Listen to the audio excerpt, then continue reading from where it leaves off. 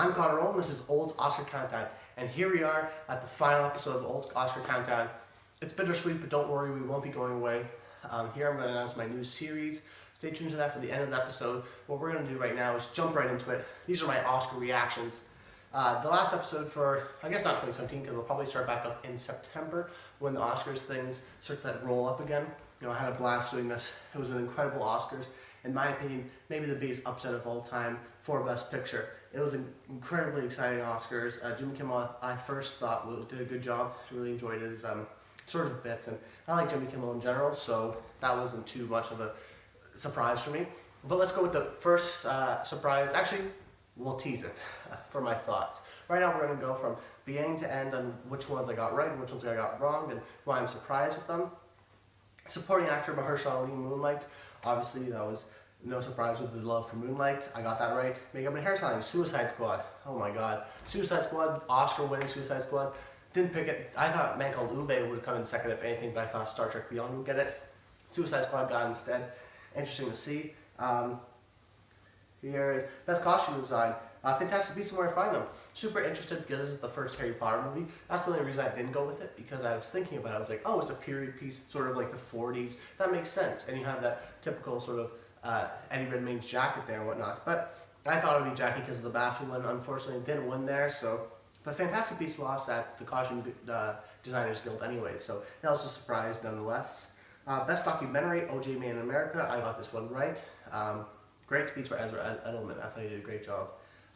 Best Sound Editing, Arrival. This was a bit of a surprise. I had La La Land for both sound editing and sound mixing went to Hacksaw Ridge. I'd say sound mixing is the most surprise because musicals always win that. And that was sort of the first sign that La La Land wasn't going on this huge sweep that we thought of. Sound editing, it was either maybe Hacksaw or Arrival, because Arrival won BAFTAs.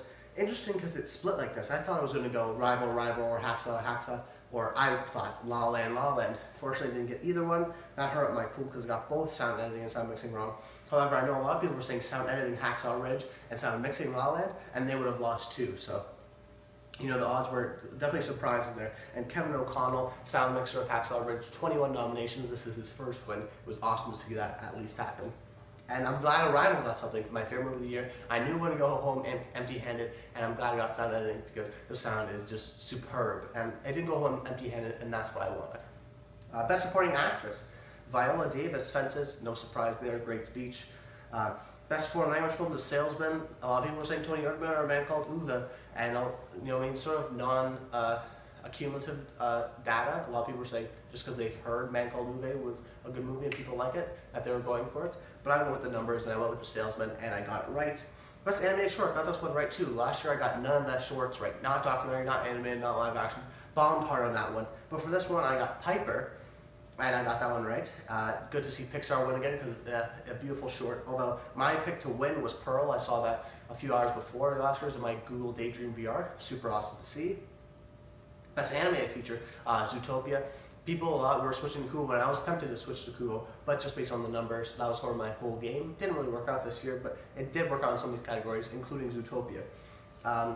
Best Production Design, La La Land, got that one right too. That was the one where maybe Fantastic Beasts will win, and some people were saying Hail Caesar, and even some people were saying Arrival, but it went to La La Land. I think rightfully so, beautiful production design. Best Visual Effects, Jungle Book, no surprise there, I don't think. Maybe Rogue One could have been a spoiler, but it didn't happen. Best Film Editing, Hacksaw Ridge. This was a surprise to me because I thought La La Land, because of Tom Cross, he won for Whiplash, and I thought La La Land would do sort of a sweep, which unfortunately did not. But I thought second place would go to Arrival because of the Ace Eddie Awards and because I'm such a fan of Joe Walker. I think he's a fantastic editor. He edited Arrival. I can't wait for what he does next for Blade Runner 2048. And I think it's going to be really awesome. I love him. So it's sad that he didn't get it, and even Tom Cross didn't get it. Instead, John Gilbert, I believe, for Hacksaw Ridge. But that makes sense because it's the most editing. Almost sort of the shaky cam, the editing, quick scenes. Although I think the first half, like I said, I had a problem with it, so I wouldn't give it to him for editing. Documentary short, The White Helmets, got this one right as well. That sort of politically charged night. We saw this heavily this year, and that paid off for a lot of things with The Salesman and with The White Helmets. Then best live action short, I thought La Femme de TGV, although my second pick was Sing, and that's what won. Nothing too much to say there. Cinematography went to La La Land, got that right one as well. Beautifully done by Linus Sandgren with those long takes, especially the opening number and whatnot, and the montage sequences, beautifully done. Best score, La La Land, no surprise there. You know, La La Land did well. That's what a lot of people are saying. It's like it has a huge upset, obviously for Best Picture, but it still picked up a lot of awards, but not as much as they were expecting. Best score, La La Land, of course, good for Justin Hurwitz, beautiful score. My personal pick too.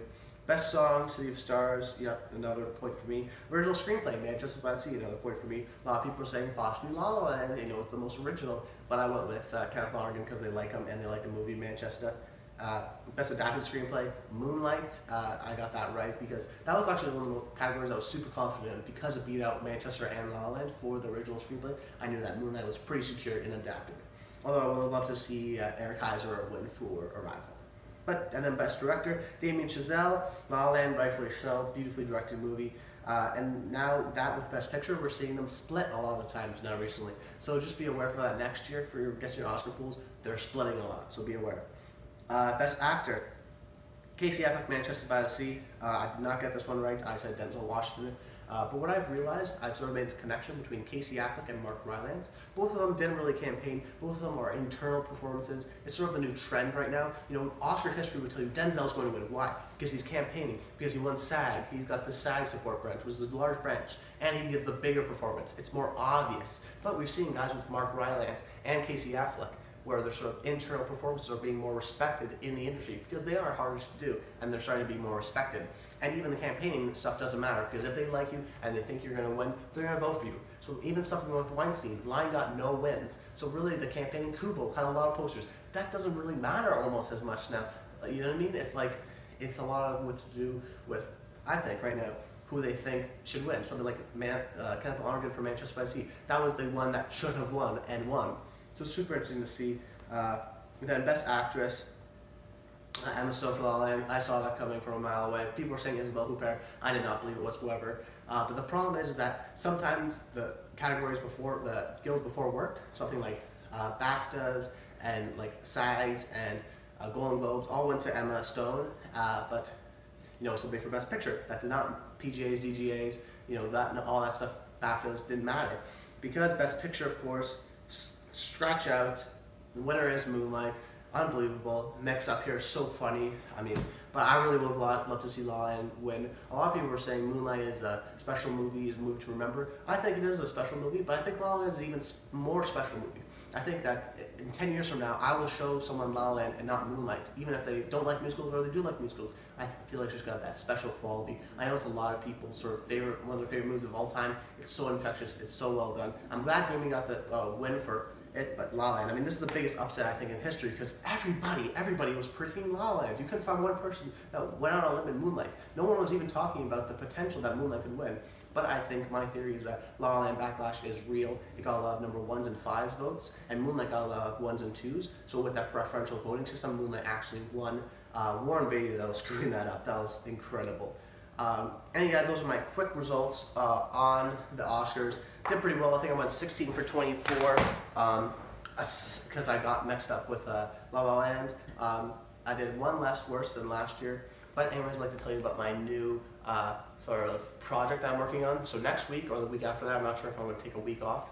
I'm starting a new series called Masters of Controlled Chaos. Now, I love the name, by the way. I think it's a great name.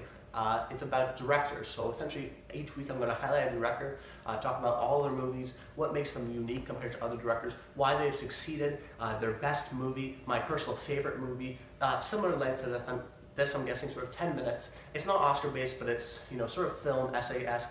I'll still be recording myself. It'll still be these sort of long things where I ramble on in a sense without any edits. But I think it'll be super awesome. I can't wait to do it. So don't leave the channel, don't unsubscribe. Please don't. I mean, I think this next series is going to be super awesome. And if you'd love to see that, comment below. Tell me some directors that you want to see because I got a whole list. That should tie me over until September 2017, which is such a long way away, but it'll come faster than I think with the Oscars. And then I'll jump back into it. I'll go to TIFF and I'll tell you my opinions and sort of the early results and then break down from there, maybe early October. We'll see. But Masters of Controlled Chaos, expect that next week or the week after that, breaking down each director. I'm not sure what I'm going to do first. I've been researching Paul Thomas Anderson, so I might do it with him. He's one of my favorites, or someone like the Coen brothers, my favorite directors. I think marvelous filmmakers. I want to celebrate them because I love the directors and they have so much to do with integral part of the success of the movie. So anyways, I'm Connor Rold. What a blast it's been here for Old Oscar Countdown. All the way in October, coming up until February now. This is incredible. If you could, please leave a like for this final episode for a while until we come back in September. This is my favorite time of the year. It's finally over. I'm a little happy because it's like, oh, all that stress is relieved off my shoulders, and I'm super happy for this new series. So come back next week. Don't forget to like the video, share with your friends, and until next time, stay tuned.